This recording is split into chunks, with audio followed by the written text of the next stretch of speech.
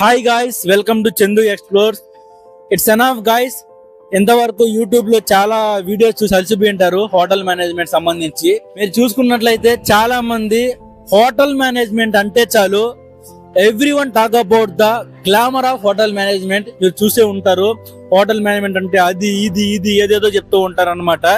Hotel management అంటే చాలా మంది చెప్పేది ఏంటంటే లగ్జరీ లైఫ్ స్టైల్ అంటారు, 5 స్టార్ హోటల్లో జాబ్ అంటారు, అబ్రాడ్ లో జాబ్ అంటారు, ఫారెన్ ఆపర్చునిటీస్ అంటారు, వరల్డ్ టూర్ అంటారు, ఏసీలో కూర్చొని పని చేయొచ్చు అంటారు, లవడా లస్సున్ అని చెప్పి ఏవేవో చెప్తూ ఉంటారు అనమాట చాలా మంది. మీరు ఆల్రెడీ చూసే ఉంటారు.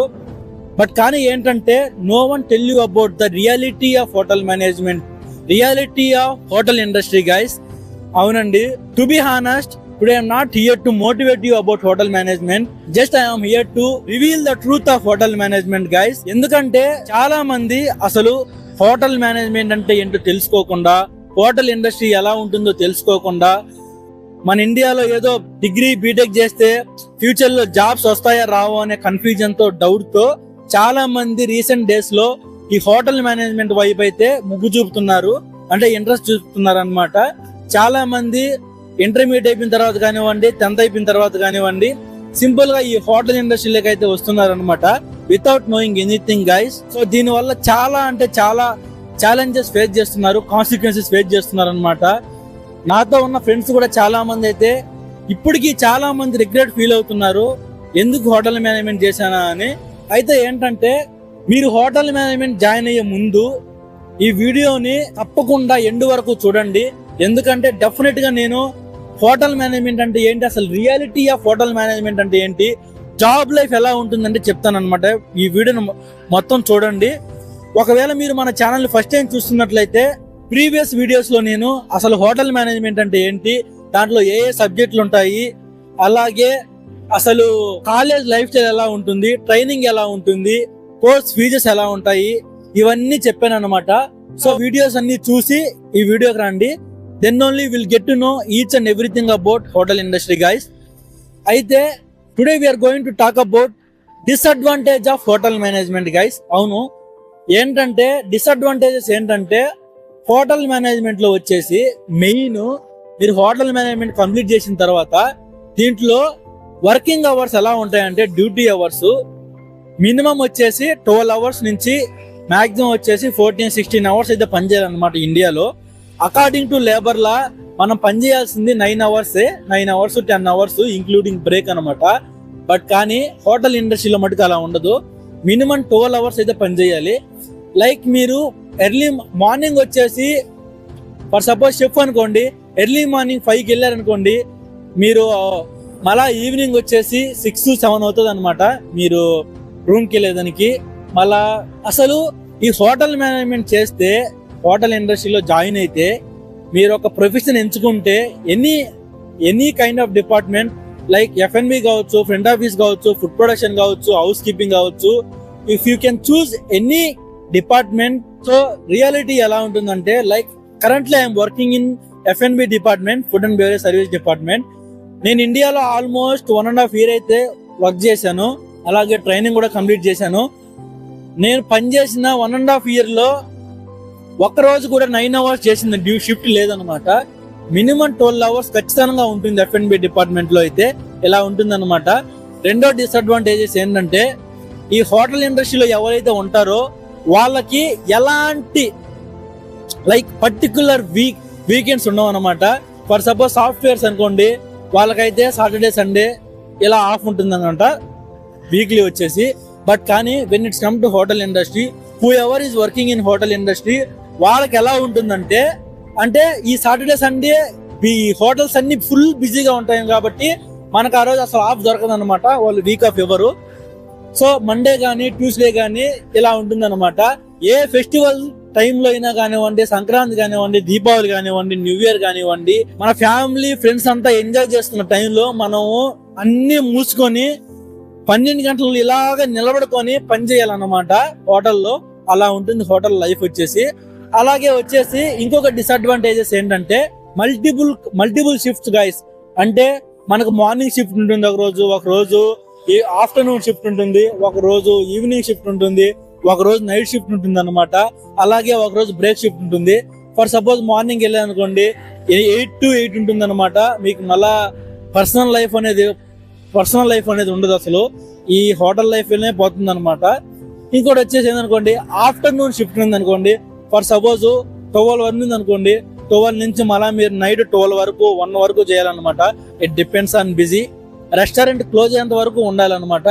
అలాగే ఈవినింగ్ 4 ఉంది అనుకోండి, 4 నుంచి మళ్ళా మనకు ఎర్లీ మార్నింగ్ 4 వరకు డెఫినెట్ గా అయితే వర్క్ ఉంటుంది. అంత మించే ఉండొచ్చు అనమాట, చెప్పలేము. It's totally depends on the hotel guys.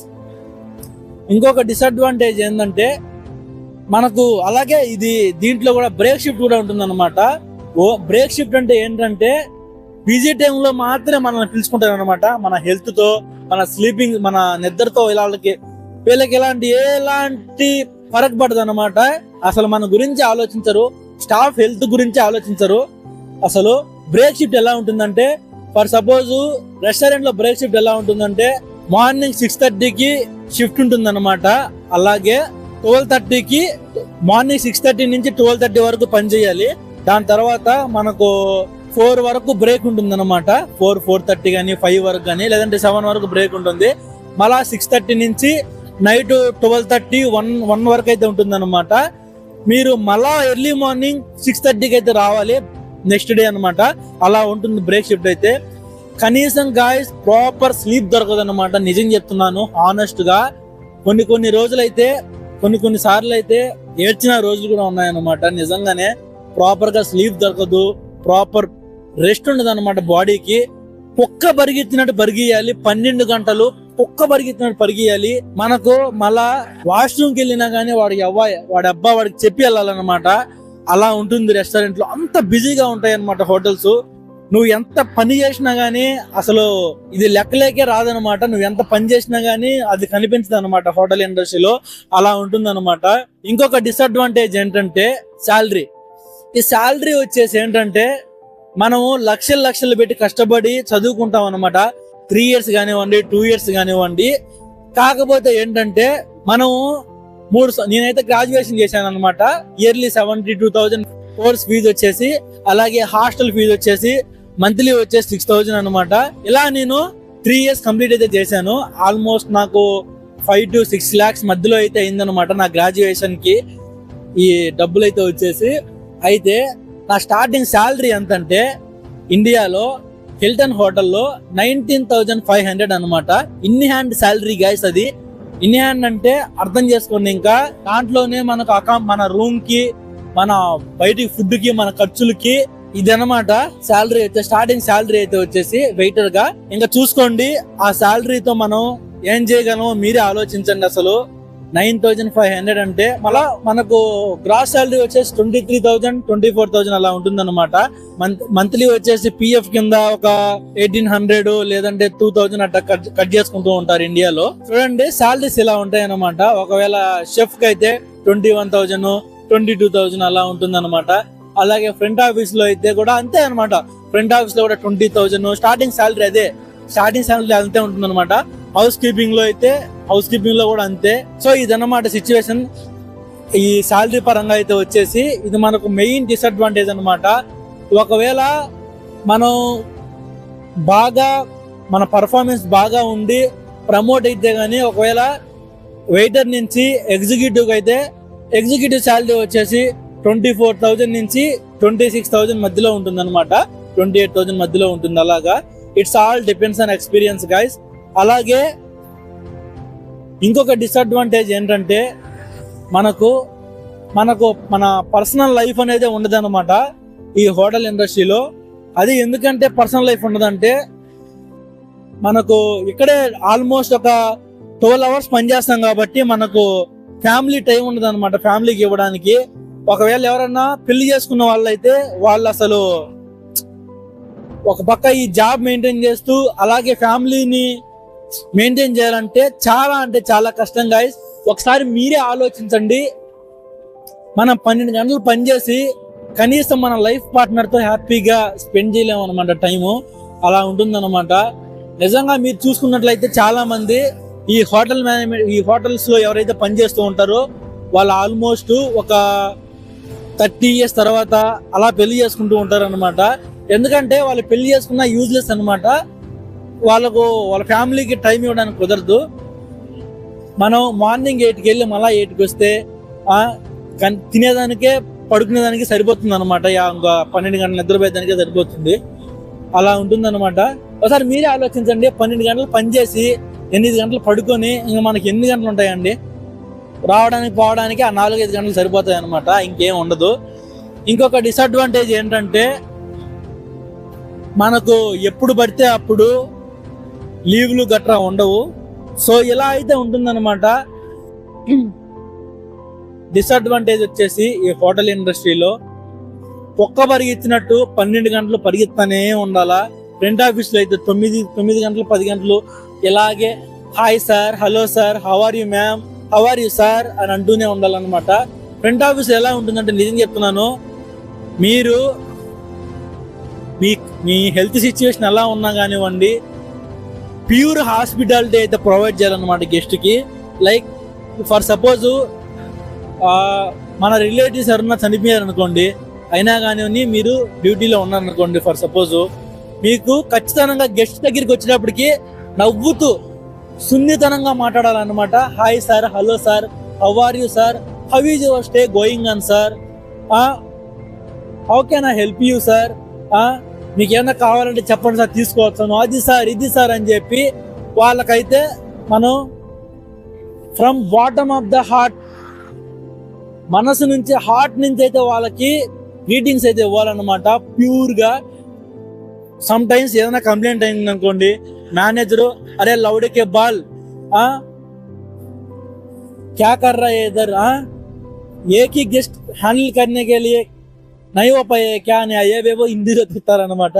So ఇలా ఒక పక్క మేనేజ్మెంట్ నుంచి ప్రెజర్ ఉంటుంది, ఓ పక్క మన ఫైనాన్షియల్ గా ప్రెజర్ ఎక్కువగా ఫేస్ చేయాలన్నమాట.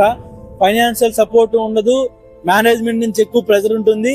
అలాగే ఇంకా చూసుకుంటే ఇవే కాకుండా చాలా అంటే చాలా ప్రాబ్లమ్స్ ఫేస్ చేయాల్సి వస్తుంది, చెప్పలేనన్ని ప్రాబ్లమ్స్ ఉంటాయన్నమాట.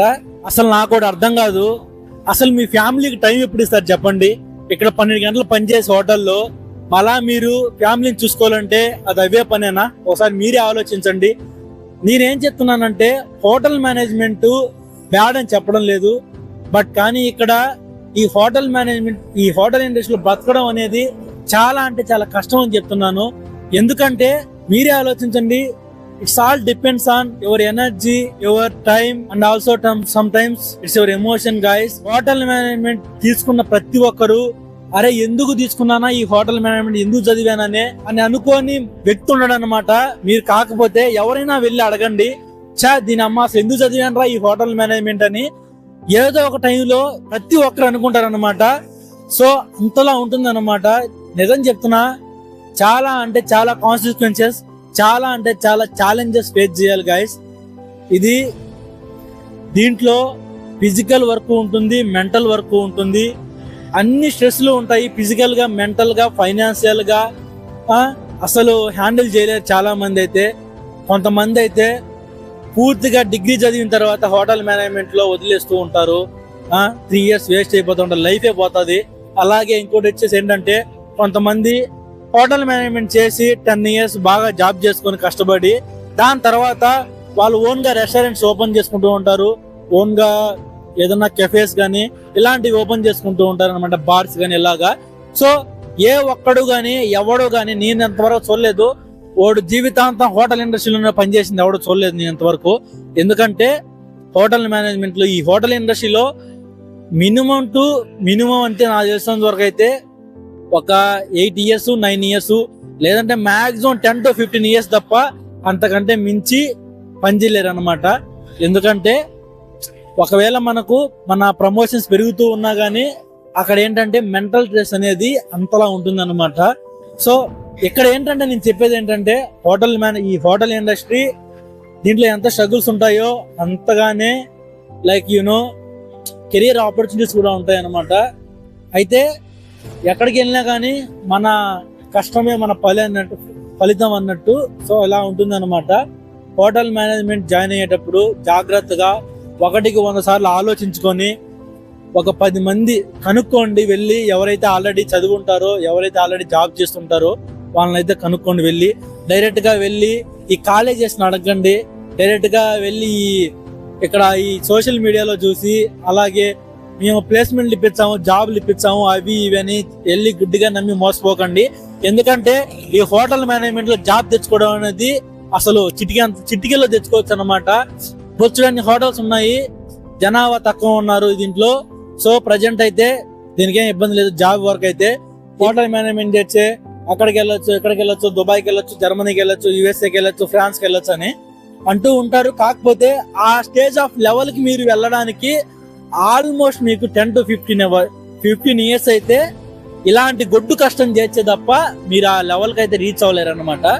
So this is how the reality will be in hotel industry guys. So 1కి 2 సార్లు కాదు, 1కి 100 సార్లు ఆలోచించండి హోటల్ మేనేజ్మెంట్ చేసే ముందు. ఒకవేళ నేను చెప్పింది మీకు అర్థం కాకపోతే ఒకటి కాకపోతే ఇంకొక 100 వీడియోలు చూడండి హోటల్ మేనేజ్మెంట్ గురించి, హోటల్ ఇండస్ట్రీ గురించి, వీళ్ళ లైఫ్ స్టైల్ ఎలా ఉంటుంది, అలాగే ఇవన్నీ కనుక్కొని హోటల్ మేనేజ్మెంట్ లో జాయిన్ అవ్వండి గైస్. ఎందుకంటే నాలాగా మీరు కష్టపడకూడదు అనే ఉద్దేశంతో నేను చెప్తున్నాను అనమాట. ఎందుకంటే some of the decisions it can be change your life, some of the decisions it can be destroy your life guys. So please try to understand. ఒకవేళ మన కంటెంట్ మీకు నచ్చితే మీ యొక్క సపోర్ట్ గా ఒక చిన్న లైక్ చేసి షేర్ చేయండి చాలు. అలాగే మరిన్ని వీడియోస్ కోసం మన ఛానల్ ని సబ్స్క్రైబ్ చేసుకోవడం మాత్రం మర్చిపోకండి. Take a right decision guys. All the best for your future. Thank you so much for watching this video.